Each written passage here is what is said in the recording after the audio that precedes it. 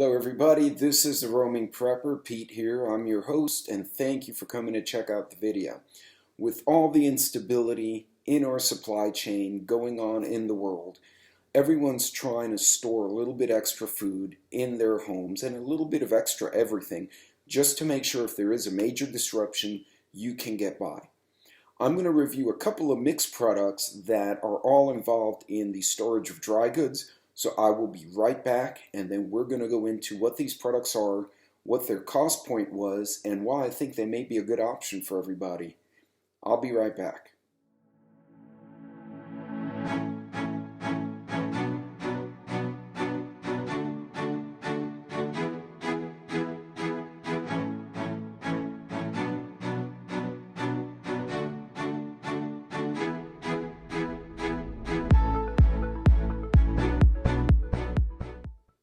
Welcome back everyone. Thank you for coming to check out the channel and the video. I hope you find it useful. Please don't forget to like and subscribe.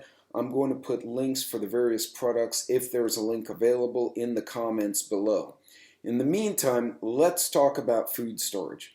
So obviously there's a lot of ways to store food. You can put in Mylar bags, you can put them in a variety of things. You can even just store them in the store box, understanding that your life expectancy of that product or expiration may not be as long if you don't take additional steps to preserve them. For instance, canned foods will last typically 2 to 3 years depending on the product that's inside the can.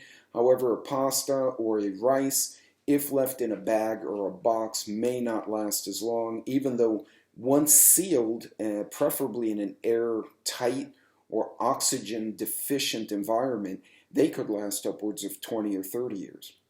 So taking the extra step to store some of these dry goods will actually yield benefits. So today we're going to talk specifically about a couple of products that can be used not just for dry goods but for other stuff as well. But I want to at least do an intro and also, more importantly, discuss the price point for some of this, because I think it's important for all of us to understand that we're on a budget. And I don't want people going out in a panic and trying to buy stuff outside of their budget or spending more than they need to.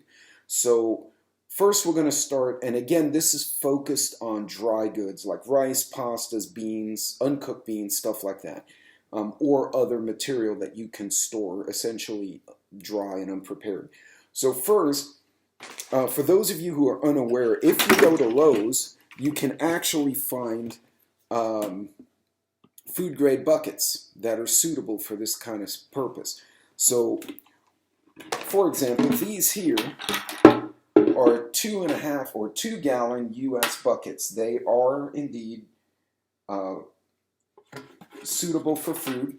If you look at the, they're made in the USA, which is always good because that means not only are you helping your local companies, but you're also protecting your supply chain.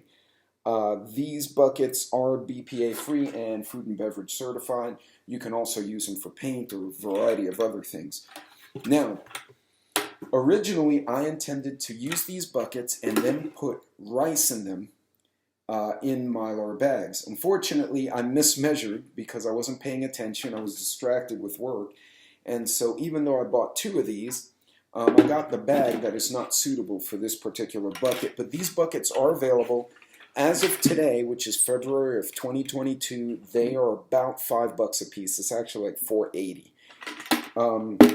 The lids that go with those same buckets, food resistant lids, or food safe lids, sorry, not food resistant, were a couple of bucks more. So all in, for one of these 2 gallon buckets, you're looking at, depending on where you are, anywhere from $6 to $8. But it's not bad. Now, why a smaller bucket? Well, there are a few reasons to store in smaller containers. One, if you have a very large bucket, once you've opened it, whatever's in there, whether it's rice or pasta or beans, you've now unsealed. You've exposed it to the elements after you've sealed it, so now you're committed to getting that cooked. Okay, so since I bought bags that were oversized, I opted to get a bigger bucket. So in this case, I actually went to Firehouse Subs And you can buy the pickle buckets for, I believe it was $4 or $5. I don't remember exactly. Now, even though you can get a bucket about that price at Lowe's or Home Depot or some other store, these are food grade buckets. You can actually smell a little bit of the pickle residue in here, and I did wash it.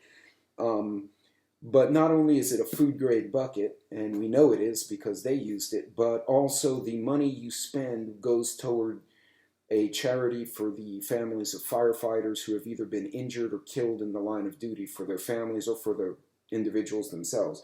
So you're donating to a good cause and you're getting a food grade bucket. So if you have one in your area, talk to them, ask them if you can buy and whatnot. So I'm going to put multiple Mylar bags in the bucket so that if I have to open and extract food, it's just one bag at a time, which is a much more manageable amount. Also, if you have friends or family who are in desperate need, or if you want to trade for whatever reason, you can take one bag out and exchange that bag of rice for whatever goods you may need and not compromise the whole bucket. Also, you're not showing people that you have more rice. It's just, hey, here's what I'm trading. Give me what you got and we'll exchange, and they don't have to know you have other stuff in the house. So pay attention to things like that because people get desperate. Most folks are going to try and collaborate, but you will get the ones who are going to do dumb shit, and you don't want to have to deal with that. Well, how do I seal this bad boy?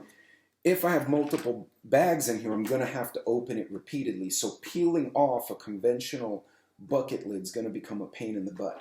So instead, I picked up this object. So this ran me $5. I'll put this back here. I picked up this guy. Now, many of you have heard of Gamma lids. Well, this is a competitor called Leak Tight.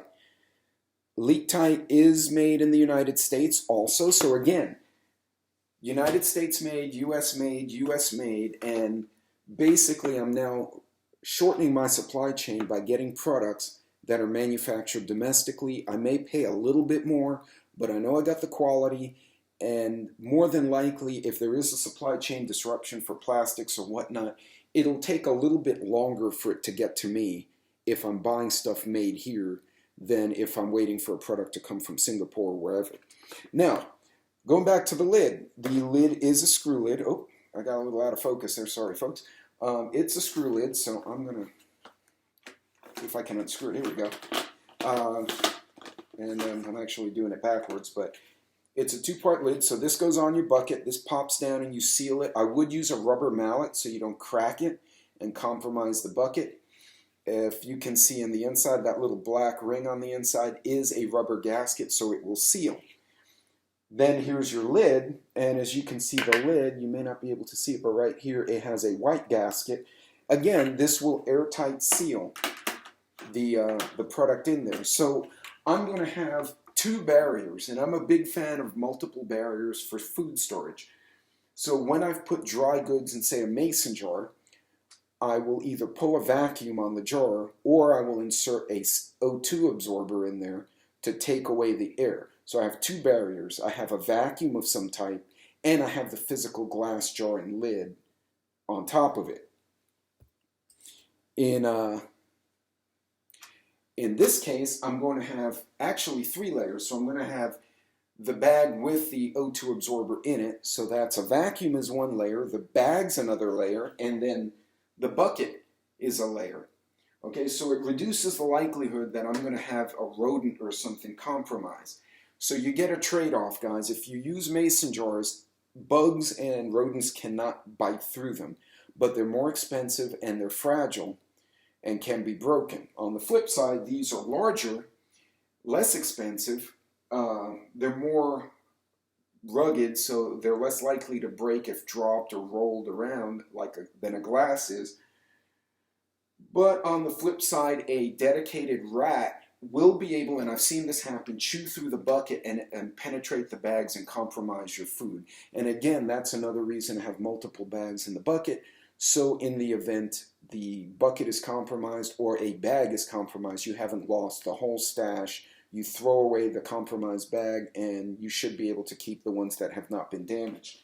So again, $7 and change plus 5. So this setup is going to run you about 12 to 15 depending on the price in your area. which is not bad. And this one will run you, as I said, 6 to 8 if you want to break it into smaller amounts. So I placed an order for Mylar bags from a company that was recommended to me, and I reached out to them and kind of told them what I was trying to do, and they recommended this pack. This is Wallaby brands. Wallaby is based in California, and or San Francisco, I believe, and this is a Mylar bag, 30 storage bags, with O2 absorbers and the labels included in the price. They put free, but it's not really free. You are paying for it, but it's included. So it's basically a one-stop shop. I will flip it around so you can see what it includes.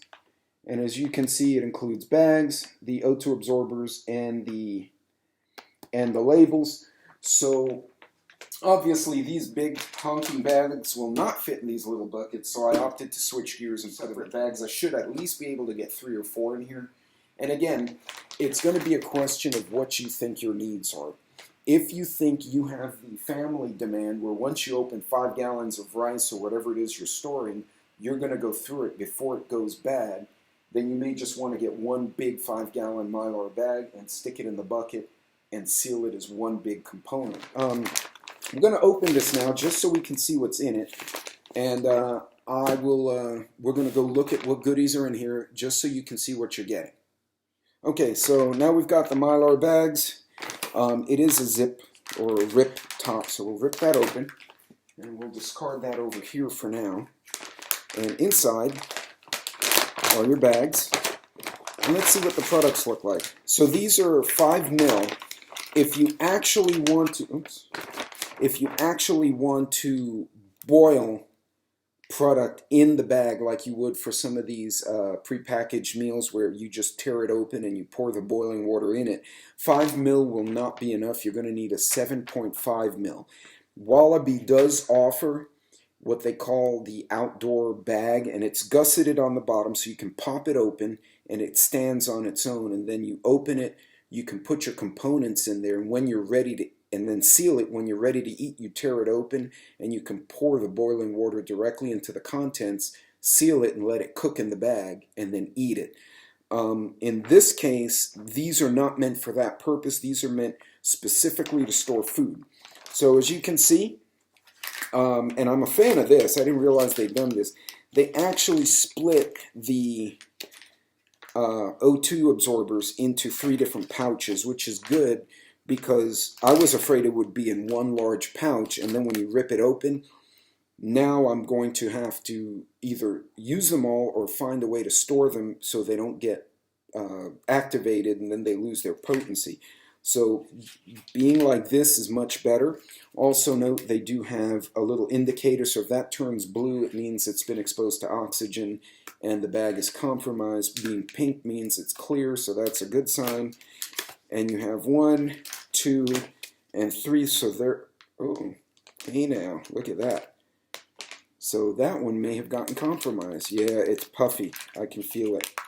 So one of these guys have gotten a bit compromised. And again, that's why you check. So that's what it looks like when it's not sealed. And this is what it looks like when it's still sealed. So I'm going to contact these folks. They've been very responsive and just kind of point out, hey, that was not to par forward. If you guys want to, let me see if I can get it to focus. Sorry, folks. If you want to pause or take a snapshot of that, that's a really great little reference.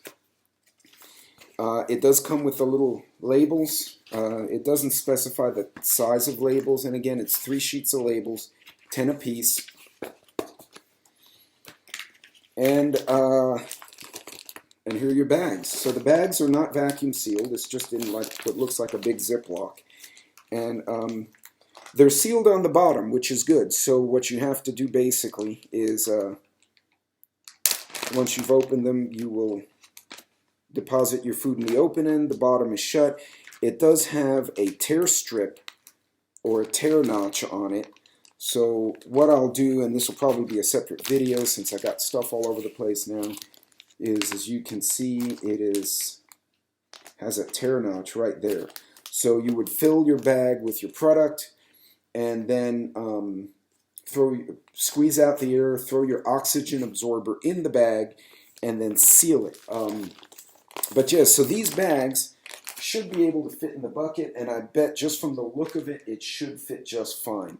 So I'm going to change the camera angle. We're going to put the bag in the bucket just so you can get a feel for the size, and we can proceed from there.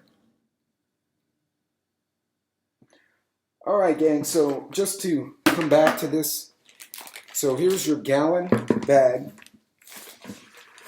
and as you can see, it should fit lengthwise in the bucket. And keep in mind, this is 30 bags and they're empty. So obviously when I fill them, they're going to poof out, but they're also going to get shorter. It's going to like expand and contract. So I should, just looking at it, I should be more than able to get at least 3 to 4 bags in here, and then I'll seal it. And I'm going to have room left over, so if I have other things I want to put in here, I can probably hide some additional stuff in here and then seal it off. Am I going to put a O2 absorber in the bucket itself? I haven't decided yet. I think having the bag with the O2 absorber in the bag, 4 separate bags, plus the bucket and the gamma lid or the leak tight lid, I should be good. I should have enough seal that I won't get a compromise situation. Again, I could have used one big 5-gallon bag and put a couple of, a handful of the oxygen absorbers and sealed it. But again, I want to be able to pull a bag out and use one at a time so I don't compromise them all. Also, if I have to make a trade or to help a friend, I can just give them one bag and I'm not giving away or exposing or showing all of my storage. Again, good products. I'm going to try them at another time. But I wanted to see, let you guys see what I did and roughly what the price points were, because I think that's important. The only complaint I have is, well, one of these failed, and that happens. So I'm going to reach out to them about that. I wish they had a smaller size, and I'm going to talk to them and see if there is one that maybe I didn't see. Wallaby's website is Wallaby Goods. If you do wallaby.com, you get like a sporting goods store. It's completely irrelevant. Wallabygoods.com. Check them out, and yeah. Well, gang, I hope that video was helpful, and the recommendations. I'm going to try the Wallaby bags along with the buckets and the lids on a separate video. I just thought I'd give you guys some room to understand the costing and the application. Again, I got different things from different places, so shop around. We have inflation, we have supply chain issues, so try to save that money and save yourself some time. Folks, until next time, God bless, be safe out there, collaborate, and if you can, help someone out. Until next time, Godspeed.